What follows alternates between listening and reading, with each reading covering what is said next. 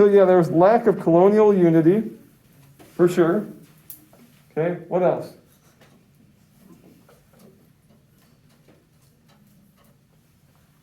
Lack of colonial unity. Yeah. Lack of good leaders. Okay, lack of good leaders.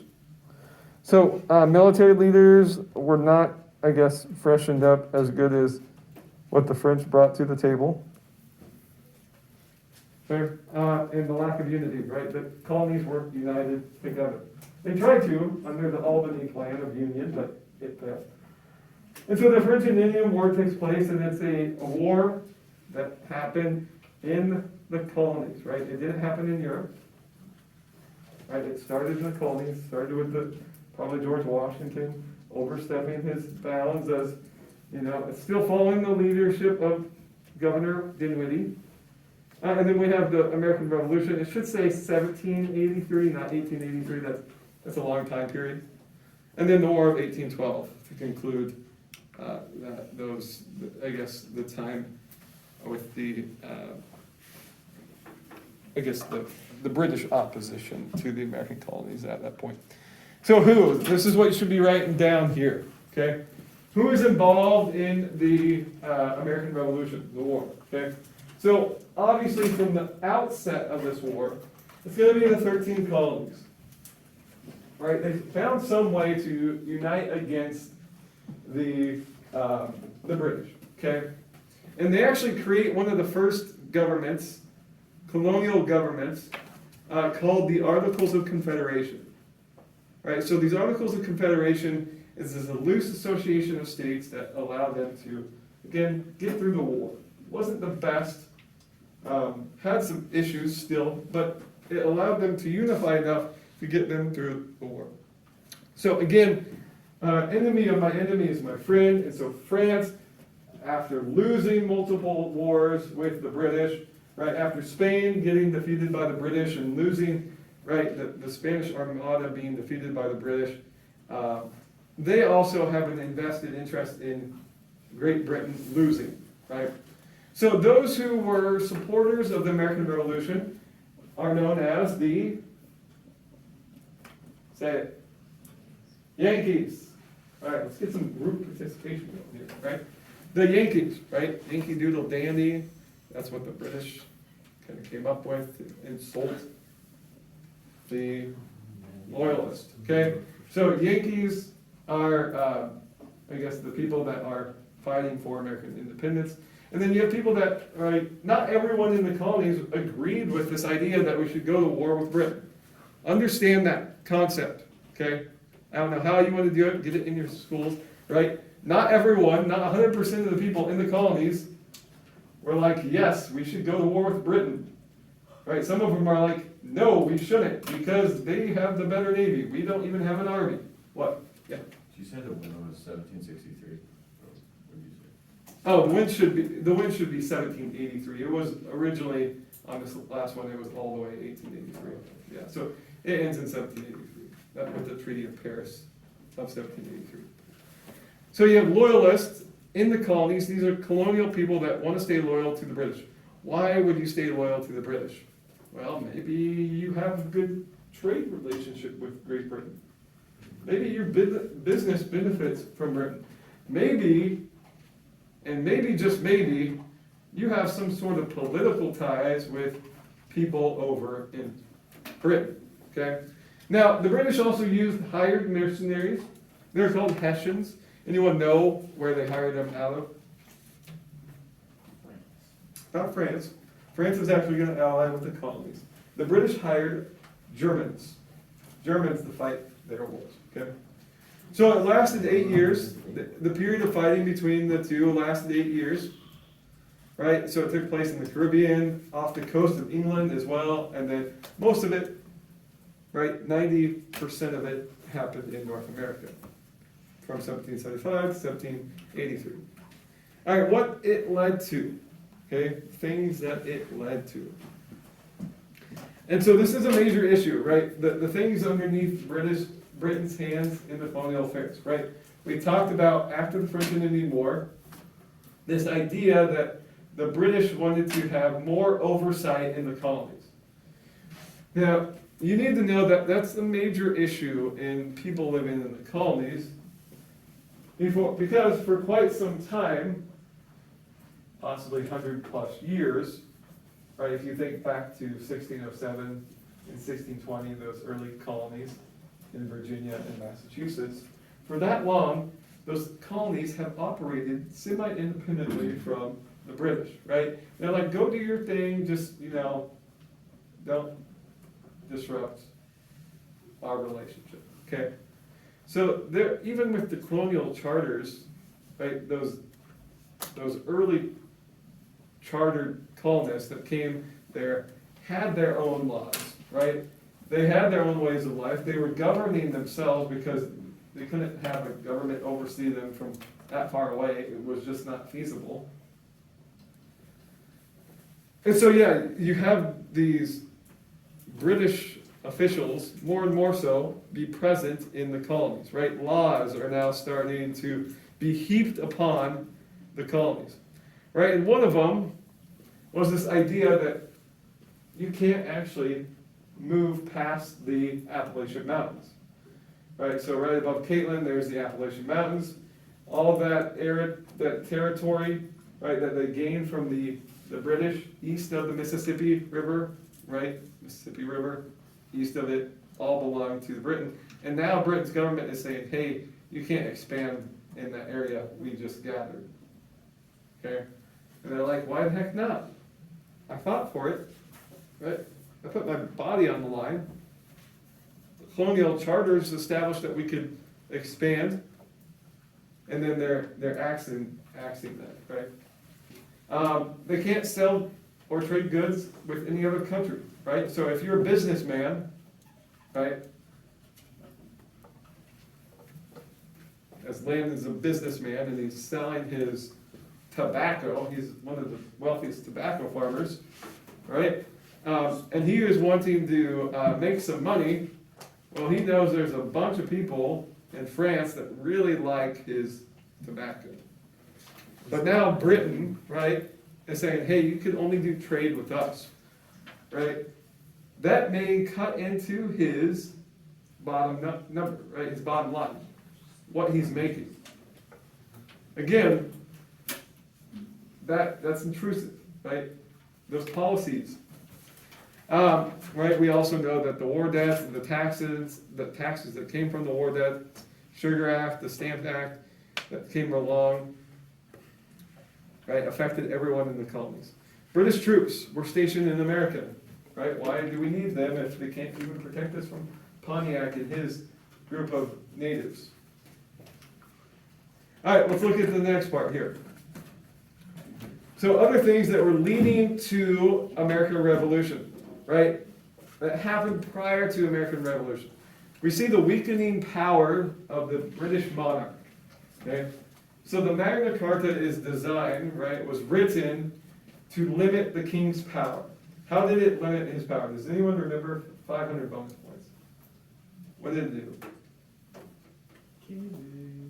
What was the king not able to do anymore with the Magna Carta?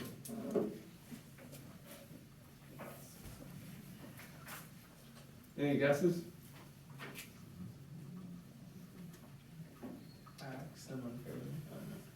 Yeah, pretty close, right? They actually got rid of the king's power to tax completely, and any taxes that were to be done actually had to be answered by Parliament, right? Answered by a group of governors. So it took away the king's power to just tax anyone willy-nilly, okay? English civil wars, right? The different fights for the head of states, and then the Bill of Rights, right? The English Bill of Rights that took place in 1688 promised certain things to citizens, right? So you see this growing power that protects the people, okay?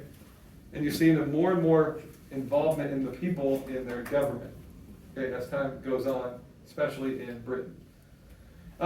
Mayflower Compact, why was that so integral to understanding the freedom of the colonies. What sort of idea did that present for us today?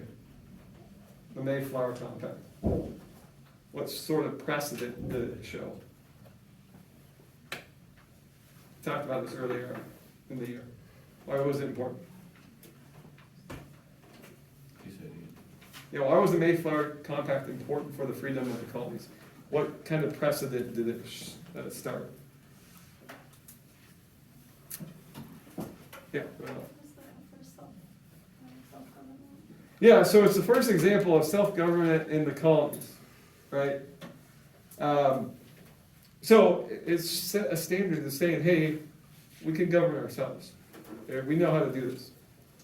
Guaranteed rights of the Englishmen, right? Also those written documents that were signed by the king in the first place, the charters and constitution, and showed some level of self-governing, because they had to, right? It was that, or it really wouldn't work out in the colonies. They wouldn't survive.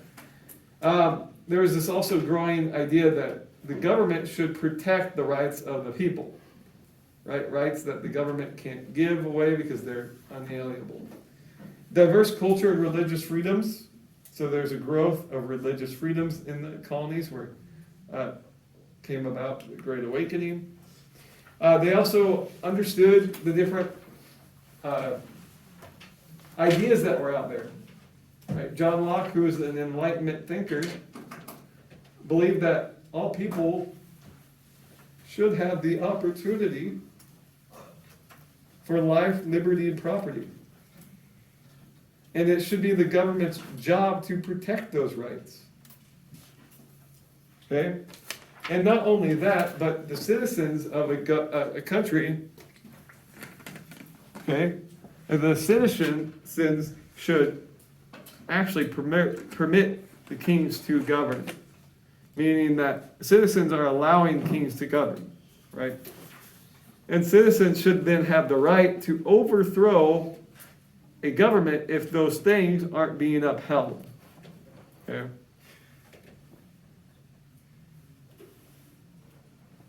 That's good. Elijah, what's up? Oh, okay. Thomas Paine wrote a pamphlet back in 1776 that really shaped the minds of the early colonists, right?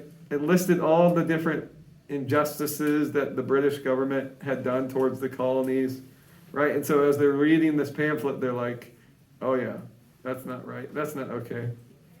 And so he actually called for a revolution. And let's go back. Stop throwing things.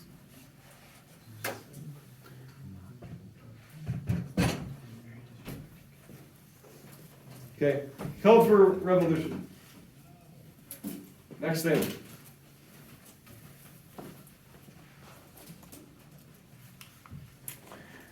British strengths. So, this is what the Americans were up against.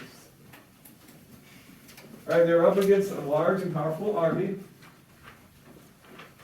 Not to mention the best navy in the world. They had the funds to hire mercenaries. Okay, so they had people fighting them, fighting the war for them. They had more experience when it came to officers. Okay, if you just look at the average age, 43 years and 2 years experience, where these British generals, and they have more of them, but again, older in age and more experience. On the other side, you have the American strengths. You have two groups that started to form in the colonies. Those who were patriots and those who were not, or those who were supported of the Loyalist movement. Okay? Has anyone ever watched the movie The Patriot with Mel Gibson? Tom Brady. Not Tom Brady. He's not a Patriot. He's fucking here. No one's watched The Patriot? Okay, it's rated R anyway, so probably can't really promote it. But I'll show you just kind of how later on that not everyone was all set to start a war with Britain. right? It was considered to be treasonous. So they were divided. Privateers formed their first navy, so, right, skilled navy, people, sailors, right, that knew how to be around the boat. Militia soldiers were known as Minutemen, so these were people that really were able to fight in a moment's notice, right, they were called the Minutemen. They're ready to help the army whenever needed, right? Ready to serve their country and help defend their country. So again, some of the other strengths, patriotism, what did that come with, right? A pride in your colony. This idea for republicanism. Preserve the rights that you have earned for hundreds of years, or 100 years plus. And then they were fighting, right? They were fighting for their way of life. Right? They were fighting to defend their lands, they were fighting to save their jobs. It wasn't just, this doesn't involve me. No, it did, right? Their way of life was being threatened by the British. Okay, and then they also had a leader known as George Washington who proved himself to be a great leader, proved himself to be, from that last video, bulletproof. All right, let's look at the Sugar Act, and then the next one, and then we'll call it for today. Okay. So sugar, right? Everyone likes sugar, right? Everyone likes sugary things. Candy, Mountain Dew, cake. What else is sugary? Sugar, yeah, just eat sugar. One of my favorite pastimes is just grabbing a giant bag of sugar and just eating it, right? That is. Yeah, it's the greatest thing ever. Anyway, Good performance right there. yeah. Sugar Act. So the Sugar Act, again, this is a tax that affected everyone, right? People like sugar, people use sugar. Right, so it also said that there is restrictions, right? If you are illegally importing something that should be taxed, the Navy could seize your goods, right? So you have people that try to be pretty smart and smuggle things in. So Navy, right? The Navy would grab those things, search, seize your vessels. And then it was enforced much more stronger by the courts there. The Sugar Act also promoted this idea of making money by regulating trade, right? That was kind of the purpose of the Sugar Act, is how do we pay back those the financial woes that we got ourselves into during the French and Indian War. So they believed that taxes could do it, right? And so was it lawful? The colonists would say no. They would say no taxation without. Very good. No taxation without representation. Right, so they would say, no, it's not lawful. If we can't have a say in the government, then you shouldn't be able to tax us. Okay. The Stamp Act was an internal tax. It was collected at the border, so this tax was only on goods being exported. So things taken out of the country, if you were sending it out of the country, it would be taxed. Tax put on everything, such as paper, your mail, books, cards. So if you wanted to talk to grandma, and grandma was in England, right, and you wanted to send her this nice, lovely letter, you would have to pay a tax to send it through the mail, right, or this nice card. They resisted people that resisted these acts were people like Patrick Henry. He's famous for saying, give me liberty or give me death. Right? We are English citizens, we should have English rights, we shouldn't be treated like non-English people. We didn't have to agree at having these taxes imposed on us, right? And can't tax without the representation in Parliament. So, if you ever hear what was the battle cry of the American people during the American Revolution, it is no taxation without representation. Okay,